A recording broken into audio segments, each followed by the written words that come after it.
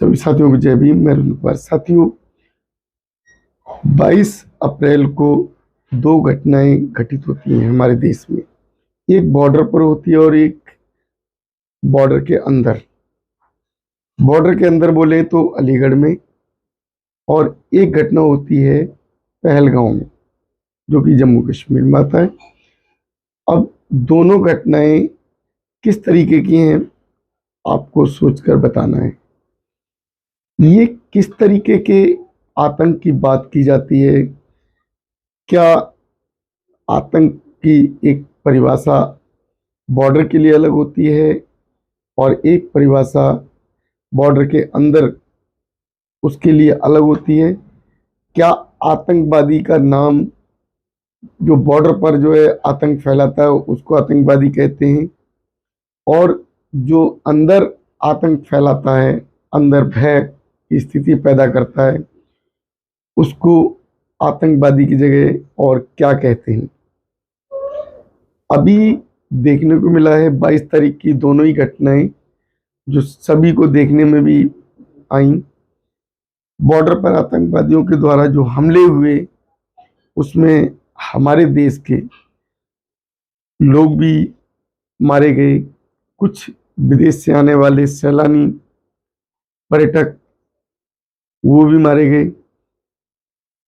उन आतंकवादियों के द्वारा जो निशाना बनाया गया, वो कहा जाता है कि धर्म को पूछकर उन्हें मारा गया। बॉर्डर पर धर्म को पूछकर मारा गया, और उसी दिन बॉर्डर के अंदर अलीगढ़ में जाति को पूछकर मारा गया। बॉर्डर पर जो आतंकवादियों की संख्या 4 बताई जाती है, लेकिन अलीगढ़ में जो पीटने वाले लोग थे, वहां आतंकवादियों की संख्या, आतंक फैलाने वालों की संख्या 35 से 36 बताई जाती है। अब सोचने की बात है, ध्यान से सुनिए मैं क्या कहना चाह रहा हूं। सोचने की बात है, हम बॉर्डर पर जो इस तरीके जो घटना हुई है, हमें बहुत उसका दुख है। ऐसी घटनाएं नहीं होनी चाहिए, क्योंकि इससे देश को क्षति होती है। देश को क्षति के साथ साथ पारिवारिक क्षति होती है, परिवारों को। इसी तरीके से जो अंदर की घटनाएं हुई हैं, उससे भी देश को क्षति होती है, और उससे भी परिवारों को क्षति होती है, परिवारों को हानि होती है, पारिवारिक पीड़ा होती है। पारिवारिक पीड़ा अगर दोनों तरीके से होती है, तो हम बात करते हैं जो बॉर्डर पर जो आतंक फैलाने वाले लोग, वो विदेश से आए थे या देश के अंदर थे, और ये जो अलीगढ़ में आतंक करने वाले लोग हैं, क्या ये भी विदेश से आए हैं? अगर हमारी सरकारें आज के दिन एक आतंकवादी को बढ़ावा दें और दूसरे आतंकवादी का विरोध करना चाहें, तो क्या आतंक रोका जा सकता है? अगर आतंक को किसी और डेफिनेशन के साथ जोड़ा जाए, तो शायद हम इस आतंक के नजरिए को और बॉर्डर के आतंक के नजरिए को अलग अलग देख सकते हैं। लेकिन अगर आतंक करने वाले लोग दोनों ही तरीके के हों, एक धर्म पूछकर पीटता हो, धर्म पूछकर गोलियां मारता हो, और दूसरा जाति पूछकर मार देता हो या जाति पूछकर अधमरा छोड़ देता है, तो इस स्थिति में जो लोग हैं वो क्या सोचते हैं? जो सरकार है हमारी क्या सोचती है? हमारे यहाँ पुलिस है, हमारी पुलिस व्यवस्था क्या सोचती है? एक जो चमार जाति का व्यक्ति, एक एससी कास्ट को बिलोंग करने वाला व्यक्ति अगर पीटा जाता है एक स्वर्ण जाति के द्वारा, या एक मनुवादी व्यवस्था के लोगों के द्वारा, तो उस व्यक्ति को राहत क्यों नहीं देती हमारी पुलिस? क्या पुलिस के ऊपर दबाव है? हमने जो अब तक महसूस किया कि जो आतंक होते हैं, वो आतंक की जो डेफिनेशन होती है, जो मैंने अब तक पढ़ाई की, वो आतंक की डेफिनेशन एक ही है। मैंने एलएलबी में भी जो देख पढ़ा है।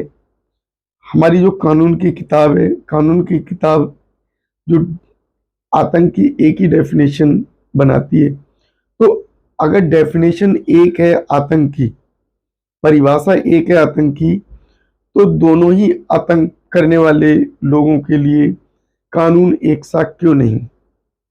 हमारी जो सरकारें हैं, वो दोनों के लिए एक से कानून क्यों नहीं बनाती? क्या जो अंदर जो कानून लागू किया जाए, वो एक जाति पूछने वालों के ऊपर वो कानून लागू नहीं होना चाहिए? जो बॉर्डर पर आतंक करने वाले लोगों के साथ जो कानून बनता है, अगर इस तरीके की जो स्थितियां बनी हैं, तो कहीं ना कहीं हमें देखने को मिलता है कि हमारे देश के अंदर जो स्थिति है और देश के बाहर स्थिति दोनों ही सेम है, दोनों में ही कोई अंतर नहीं है।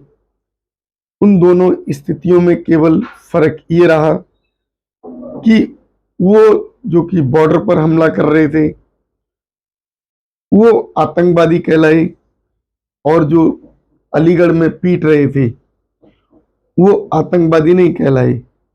उनके ऊपर चार्जशीट भी ऐसी नहीं लगाई गई, उनके ऊपर धाराएं भी ऐसी नहीं लगाई जाए, उनको उस तरीके से, उस नजरिए से ना देखा जाए।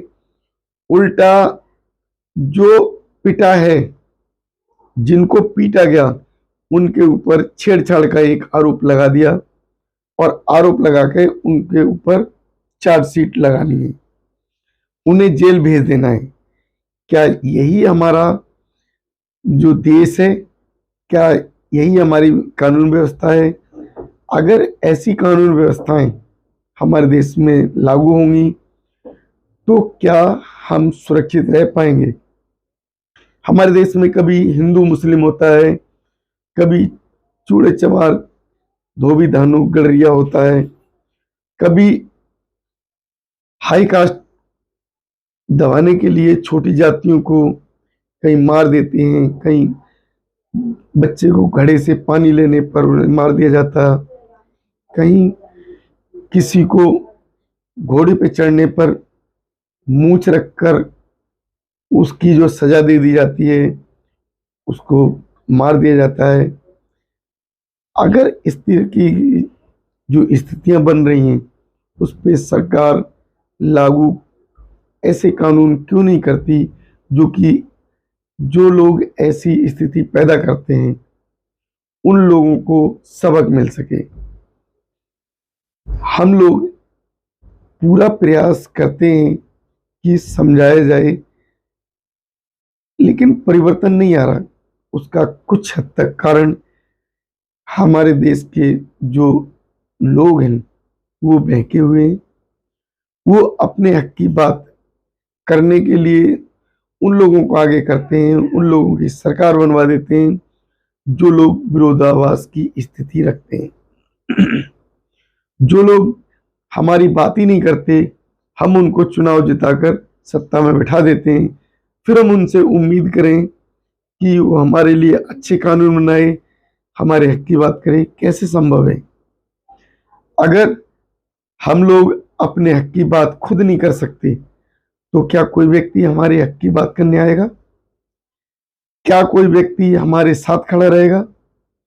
क्या कोई व्यक्ति हमारे हक की बात करेगा? नहीं करेगा। तो साथियों, समझने की बात है, इतना कुछ हो रहा है, कितनी घटनाएं घटित हो रही हैं, लेकिन हमारे लोग नहीं समझ रहे।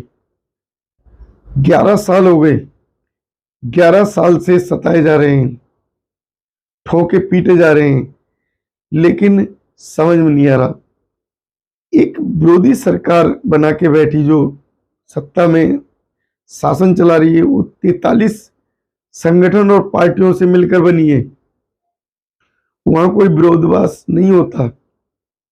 और हमारे समाज की एक पार्टी बहुजन समाज पार्टी, उसका विरोध करने के लिए 4-5 पार्टियां बन गई, वही विरोध करके समाज को तोड़ दिया। हम कितने मूर्ख हैं जो अपने आपस में ही विरोध की स्थिति पैदा कर दी। हमें नेता बनना, हमें नेता बनना, या सत्ताधारी पार्टी के द्वारा फंड ले लेना, अपने आप को पैसे वाला बना देना और अपने समाज को दरिद्र बना देना। ये स्थिति हमारे कारण ही पैदा हुई है। साथियों, सोचो जरा, अगर हम इसी तरीके से स्वार्थी बने रहे, इसी तरीके से अपने बारे में सोचते रहे, अपनी सरकार का विरोध करते रहे, अपने समाज का विरोध करते रहे, अपने समाज को पिटवाते रहे, तो क्या होगा? एक दिन आपका भी नंबर आना है। हमारी वीडियो अगर आपको कुछ समझ दे, सीख दे, तो इसको शेयर करें, सब्सक्राइब करें, जिससे लोगों तक संदेश जाए। शायद मेरे संदेश को सुनकर कुछ लोग अपनी सोच बदल सकें। इसी के साथ नमो बुद्धाय, जय भीम।